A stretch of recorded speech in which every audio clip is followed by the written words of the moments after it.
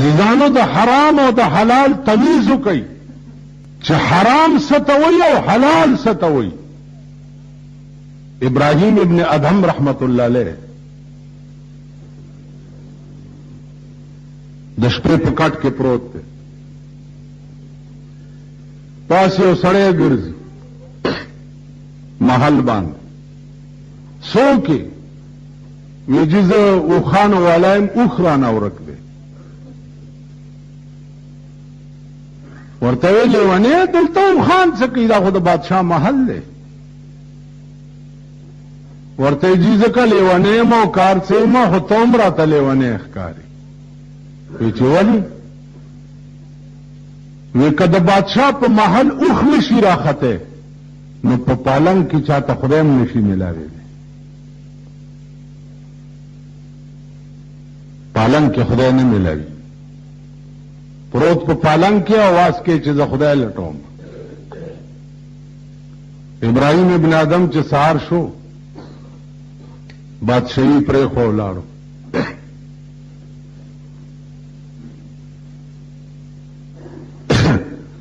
یو دکان باغوان سره نوکر شو چې داغه د انارو باغو، کخیتوب به کولو، باغه تنخواه به اغسطاو، پاغه به وخت تیرول. بادشاہ دیو باغوان سره په کخیتوب نوکر شو، څوک به وکړي داسې. ابراهیم ابن ادهم داغه باغوان ملمانه رااله، ویل ورشه لږ انار راوړه دې ملمنو ته. چې انار یې راوړه تراوو، ویل نور راوړه دا خو تراوو. چې نور یې راوړه هغه هم تراوو. نو مالک ورته په غوسه شو چې زه درته یم چې انار راوړه او ته تراوه انار راوړې. وی صاحب تا د انارو راوړو آډر کړی دی، د سکلو آډر دې نه دی کړی. نو ما سکلو چونکې ستا اجازت نه و نو ویې سکم څنګه؟ او باغوان ویل فو ته دومره ایماندار یې چې زما د اجازته انار سکیم نه؟ نو ویل ته مالک یې، زه ستا نوکر یم، ستا اجازت نه بغیر که وسکلو خو حرام بشي. ویل نن نه مې ستا تنخواه زیاته کړه، هغه چابیانې د باغ ورکې، وی زه ستا نوکري اډو کوم نه. ویل ولې؟ ویل زما د ایماندارۍ راز درته معلوم شو، اوس به ته په ما سم خدمت نه کې، چې سم خدمت نه کې نو زما تنخواه به حرامه شي.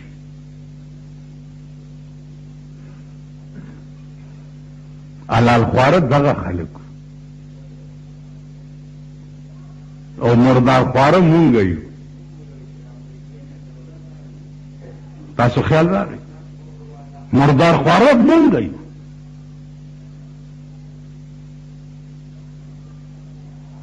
تاسو خیال راغی؟ نو عرض مې دا و چې د حلال او د حرامو تمیز وکړئ، فرق وکړئ. او دا هر چا په دماغ کې قدرت دا خبره ایښې ده چې هغه ښه او بد پېژندی شي. د هر سړي دماغ قاضیم دی او مفتیم دی، کولی شي. نو الله دې وکړي چې مونږ ته د اهدنا الصراط المستقیم صحیح طریقه معلومه شي. اوس طالبان هم ورک شو. مونږ به سړه روټۍ د غرمې م خوړلې وه او سړه به م ماښام م وخوړه، نو ټوله شپه به ویښو، خېټه به م چونکېده. اوس دا زیړې خورواګانې او پړسېدلې روټۍ چې وخوري ډډه خېټه د شپې پراتي، هغه باو تاو لام واو مز و مسخلا یادولی شي. ډولیان ډولیان به کېږي او چېرته کیسه خانه کې به یې ګورې او چېرته به یې کابلۍ کې ګورې او چېرته به یې چېرته. بله ورځ یو طالب راغی، دوره کې یم، کوم ځای کې یو لویه دغه یې راته وښوده مدرسه، هلته دوره کې مال عطف په ضمیر مرفوع متصل دی تاکید د منفصل نه ولې روا دی؟ ویل بس روا دی. نو بل رنگ کې وی کنه مال نه عطف په ضمیر مرفوع متصل بی تاکید د منفصل نه ولی روا دی. ویره جی ما ته یاد نه دی کتاب به وګورم. انا لله و انا الیه. ته دوره کې خدای بنده لک سوچ وکړه. ملعطف په ضمیر مرفوع متصل بی تاکید د منفصل نه روا نه دی. ولی روا نه دی؟ دا وجه وای. ما روا ویلو پاغیم نه پويږي. اوس ولی روا نه دی؟ په دې وجم نه پويږي. او یہ دوره کې نو عزیزانو خیر بهرحال بی عزتیم نکوم، خو لک سوچ وکړئ چې زمونږ داسې ملک شو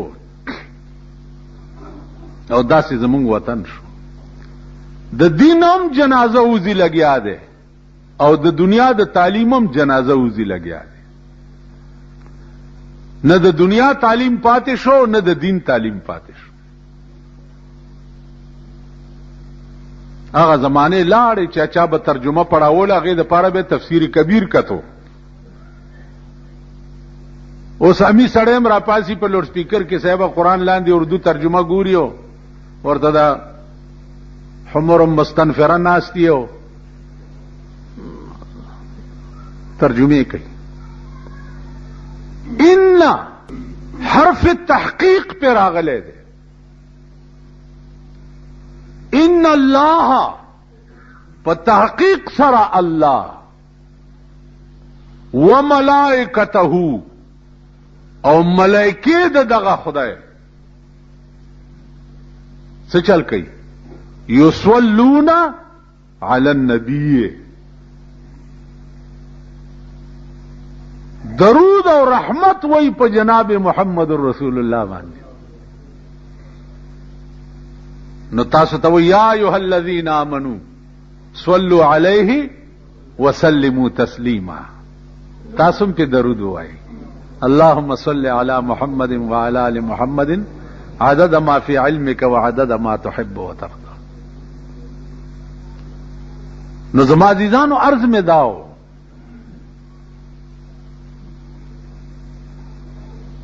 چنیم مستجمع دے ټول صفاتو د پروردگار عالم لرا وبحمدک، پاکی د تعالی را اے د ټول صفاتونو مالک خدایا. وبحمدک وتبارک اسمک، بلم سوکشتا چې داغه نوم مبارکی سوکشتا. وتعالى جدک، بلم سوکشتا چې داغه شان اوچتی. ولا اله غیرک، اے الله ستانه بغیر بل سوکشتا نه. دا مقام د عشاق ده، د عشاق عالم دای چې اغي استغراق فی الله راشي ناغه تبل څوک نخکاری. بالکل هر طرف ته چې ګوري خپل محبوب ورته ښکاری. ارته لکه منصور مشهور واقعه ده، د فنا فی الله مقام ته ورسېده. دته وی استغراق فی الله، بالکل د الله په دې وجود کې ور محوش. نو استغراق فی الله چې راشي ناغه تک دیوال ته ګوریم خدای ورته ښکاری، که اسمان ته ګوریم خدای ورته ښکاری، که ځمکه ته ګوریم خدای ورته ښکاری. حتی کې هغه خلق متیازي بیان شي کولای چې ځمکه ته ګوریم خدای ورته ښکاری. نو منصور چې ځان ته وکتم نو خدای ورته ښکاری، ځکه چې استغراق را. عشق کی کتا سو خیالو کوي.